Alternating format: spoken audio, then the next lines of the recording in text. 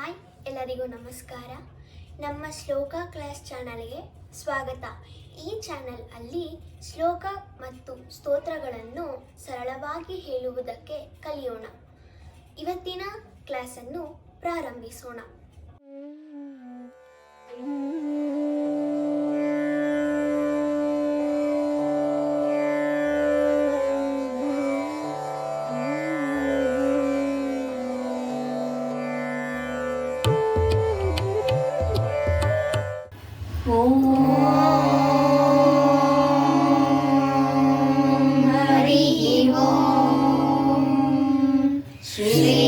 ಗುರುಭ್ಯೋ ನಮಃ. ಹರಿ ಓಂ. ನಮಸ್ತೆ. ನಮಸ್ತೆ. ಇವತ್ತಿನ ಕ್ಲಾಸಿನಲ್ಲಿ ಮೃತ್ಯುವನ್ನು ಗೆದ್ದ ಮಾರ್ಕಂಡೇಯ ಮಹರ್ಷಿ ರಚಿಸಿದ ಶಿವನ ಸ್ತೋತ್ರ, ಮಹಾಮೃತ್ಯುಂಜಯ ಸ್ತೋತ್ರ. ಮೃತ್ಯುವಿನ ಭಯವೇ ನಿಜವಾದ ಮೃತ್ಯು. ಆದ್ದರಿಂದ ಆ ಮೃತ್ಯುವನ್ನು ಗೆಲ್ಲಲು ಈ ಒಂದು ಮಹಾಮೃತ್ಯುಂಜಯ ಸ್ತೋತ್ರವನ್ನು ಸರಳವಾಗಿ ಅದೇ ಇದರಲ್ಲಿ ಶ್ರದ್ಧೆಯಿಂದ ಹೇಳುವುದಕ್ಕೆ ಕಲಿಯೋಣ.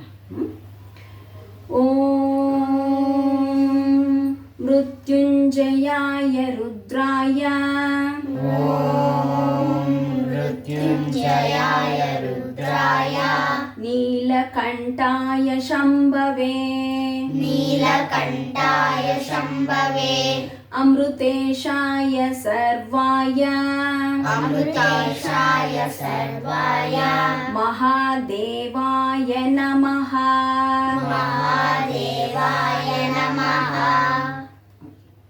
ಇವಾಗ ಮೊದಲನೇ ಶ್ಲೋಕದಿಂದ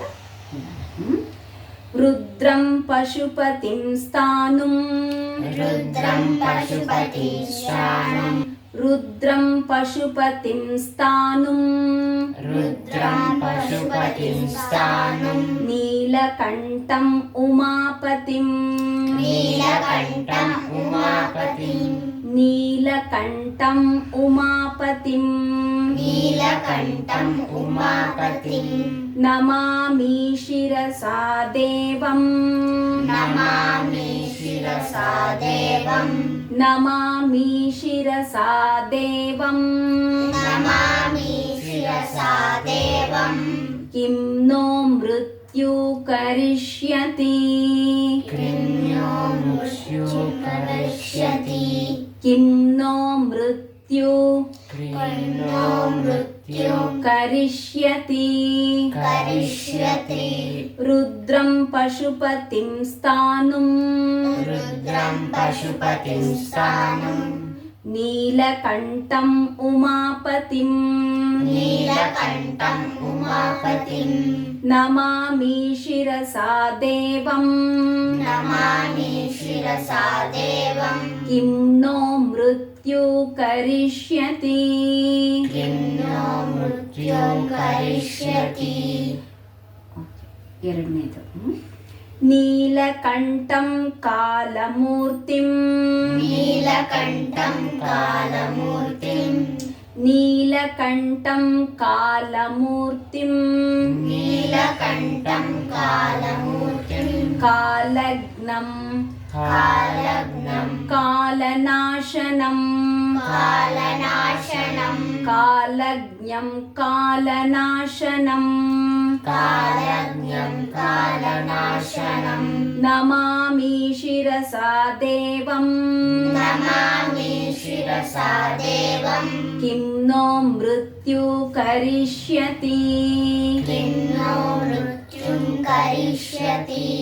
ನೀಲಕಂಠಂ ಕಾಲಮೂರ್ತಿಂ, ನೀಲಕಂಠಂ ಕಾಲಮೂರ್ತಿಂ, ಕಾಲಜ್ಞಂ ಕಾಲನಾಶನಂ, ಕಾಲಜ್ಞಂ ಕಾಲನಾಶನಂ, ನಮಾಮಿ ಶಿರಸಾ ದೇವಂ, ನಮಾಮಿ ಶಿರಸಾ ದೇವಂ, ಕಿಂ ನೋ ಮೃತ್ಯು ಕರಿಷ್ಯತಿ.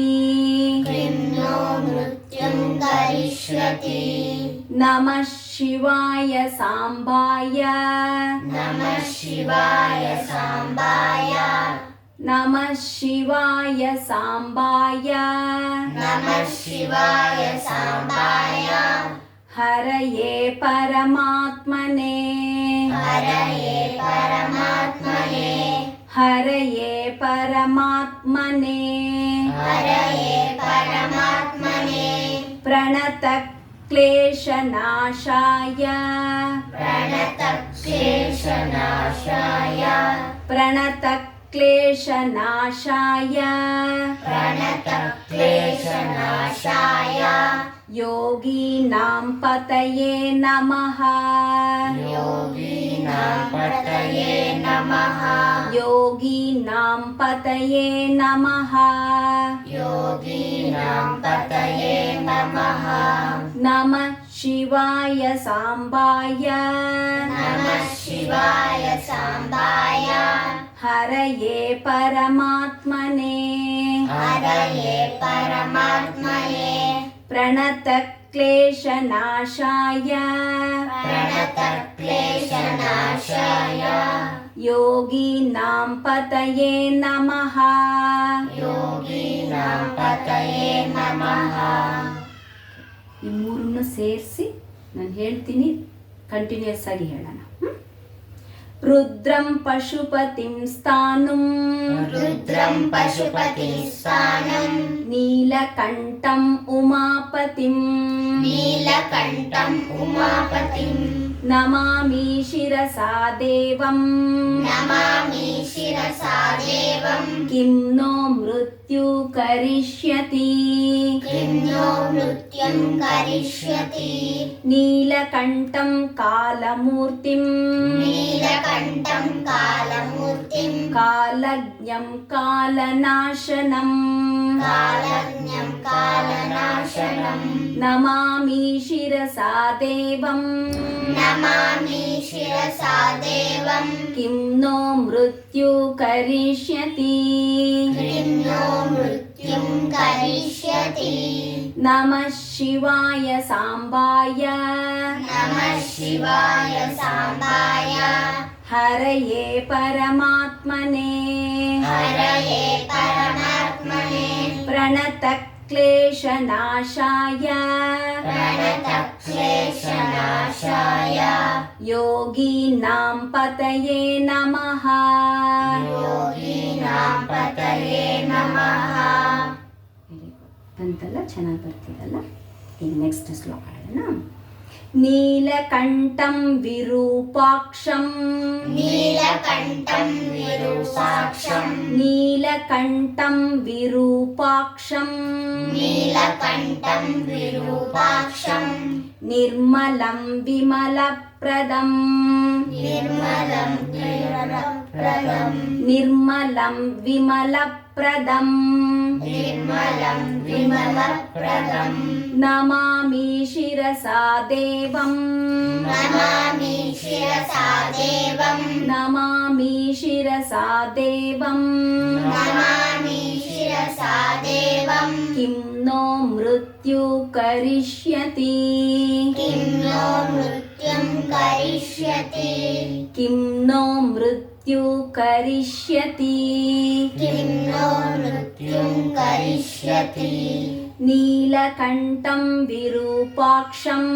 नीलकण्ठं विरूपाक्षं ನಿರ್ಮಲಂ ವಿಮಲಪ್ರದಂ निर्मलं विमलप्रदं ನಮಾಮಿ ಶಿರಸಾ ದೇವಂ नमामि शिरसा देवं ಕಿಂ ನೋ ಮೃತ್ಯು ಕರಿಷ್ಯತಿ किं नो मृत्युं करिष्यति ನೆಕ್ಸ್ಟ್ ಶ್ಲೋಕ.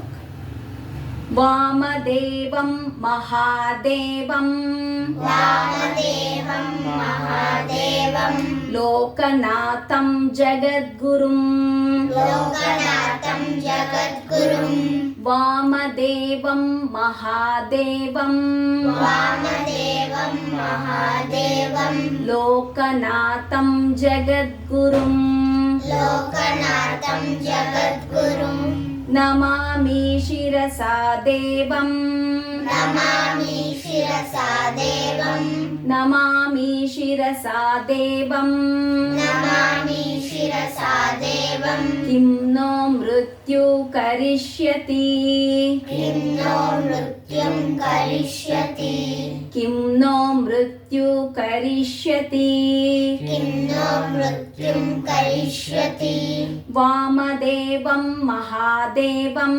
ವಾಮದೇವಂ ಮಹಾದೇವಂ ಲೋಕನಾಥಂ ಜಗದ್ಗುರುಂ ಲೋಕನಾಥಂ ಜಗದ್ಗುರುಂ ನಮಾಮಿ ಶಿರಸಾ ದೇವಂ ನಮಾಮಿ ಶಿರಸಾ ದೇವಂ ಕಿಂ ನೋ ಮೃತ್ಯು ಕರಿಷ್ಯತಿ. ಕಿಂ ನೋ ಮೃತ್ಯುಂ ಕರಿಷ್ಯತಿ. ಈಗ ಎರಡೆರಡು ಶ್ಲೋಕ ಆದಮೇಲೆ ನಾವು ಮೂರನೇದು ಹೇಳಿದ್ವಲ್ಲ ನಮಃ ಶಿವಾಯ ಸಾಂಬಾಯ, ಅದನ್ನ ಮತ್ತೆ ರಿಪೀಟ್ ಮಾಡೋಣ. ನಮಃ ಶಿವಾಯ ಸಾಂಬಾಯ ನಮಃ ಶಿವಾಯ ಸಾಂಬಾಯ ಹರಯೇ ಪರಮಾತ್ಮನೇ ಹರಯೇ ಪರಮಾತ್ಮನೇ ಪ್ರಣತ ಕ್ಲೇಶ ನಾಶಾಯ ಪ್ರಣತ ಕ್ಲೇಶ ನಾಶಾಯ ಯೋಗೀನಾಂ ಪತಯೇ ನಮಃ ಯೋಗೀನಾಂ ಪತಯೇ ನಮಃ.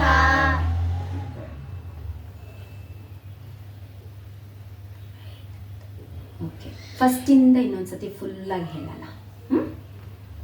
ರುದ್ರಂ ಪಶುಪತಿಂ ಸ್ಥಾನುಂ ರುದ್ರಂ ಪಶುಪತಿಂ ಸ್ಥಾನಂ ನೀಲಕಂಠಂ ಉಮಾಪತಿಂ ನೀಲಕಂಠಂ ಉಮಾಪತಿಂ ನಮಾಮಿ ಶಿರಸಾ ದೇವಂ ನಮಾಮಿ ಶಿರಸಾ ದೇವಂ ಕಿಂ ನೋ ಮೃತ್ಯು ಕರಿಷ್ಯತಿ ಕಿಂ ನೋ ಮೃತ್ಯುಂ ಕರಿಷ್ಯತಿ ನೀಲಕಂಠಂ ಕಾಲಮೂರ್ತಿಂ ನೀಲಕಂಠಂ ಕಾಲಮೂರ್ತಿಂ ಕಾಲಜ್ಞಂ ಕಾಲನಾಶನಂ ಕಾಲಜ್ಞಂ ಕಾಲನಾಶನಂ ನಮಾಮಿ ಶಿರಸಾ ದೇವಂ ನಮಾಮಿ ಶಿರಸಾ ದೇವಂ ಕಿಂ ನೋ ಮೃತ್ಯು ಕರಿಷ್ಯತಿ ಕಿಂ ನೋ ಮೃತ್ಯುಂ ಕರಿಷ್ಯತಿ ನಮಃ ಶಿವಾಯ ಸಾಂಬಾಯ ನಮಃ ಶಿವಾಯ ಸಾಂಬಾಯ ಹರಯೇ ಪರಮಾತ್ಮನೇ ಹರಯೇ ಪರಮಾತ್ಮನೇ ಪ್ರಣತ ಕ್ಲೇಶ ನಾಶಾಯ ಪ್ರಣತ ಕ್ಲೇಶ ನಾಶಾಯ ಯೋಗೀನಾಂ ಪತಯೇ ನಮಃ ಯೋಗೀನಾಂ ಪತಯೇ ನಮಃ ನೀಲಕಂಠಂ ವಿರೂಪಾಕ್ಷಂ ನೀಲಕಂಠಂ ವಿರೂಪಾಕ್ಷಂ ನಿರ್ಮಲಂ ವಿಮಲಪ್ರದಂ ನಿರ್ಮಲಂ ವಿಮಲಪ್ರದಂ ನಮಾಮಿ ಶಿರಸಾ ದೇವಂ ನಮಾಮಿ ಶಿರಸಾ ದೇವಂ ಕಿಂ ನೋ ಮೃತ್ಯು ಕರಿಷ್ಯತಿ ಕಿಂ ನೋ ಮೃತ್ಯುಂ ಕರಿಷ್ಯತಿ ವಾಮದೇವಂ ಮಹಾದೇವಂ ವಾಮದೇವಂ ಮಹಾದೇವಂ ಲೋಕನಾಥಂ ಜಗದ್ಗುರುಂ ಲೋಕನಾಥಂ ಜಗದ್ಗುರುಂ ನಮಾಮಿ ಶಿರಸಾ ದೇವಂ ನಮಾಮಿ ಶಿರಸಾ ದೇವಂ ಕಿಂ ನೋ ಮೃತ್ಯು ಕರಿಷ್ಯತಿ ಕಿಂ ನೋ ಮೃತ್ಯುಂ ಕರಿಷ್ಯತಿ ನಮಃ ಶಿವಾಯ ಸಾಂಬಾಯ ನಮಃ ಶಿವಾಯ ಸಾಂಬಾಯ ಹರಯೇ ಪರಮಾತ್ಮನೇ ಹರಯೇ ಪರಮಾತ್ಮನೇ ಪ್ರಣತ ಕ್ಲೇಶ ನಾಶಾಯ ಪ್ರಣತ ಕ್ಲೇಶ ನಾಶಾಯ ಯೋಗೀನಾಂ ಪತಯೇ ನಮಃ ಯೋಗೀನಾಂ ಪತಯೇ ನಮಃ.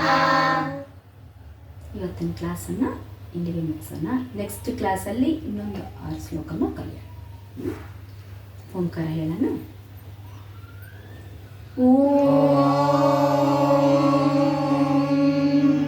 ಹರಿ ಓಂ ಶ್ರೀ ಗುರುಭ್ಯೋ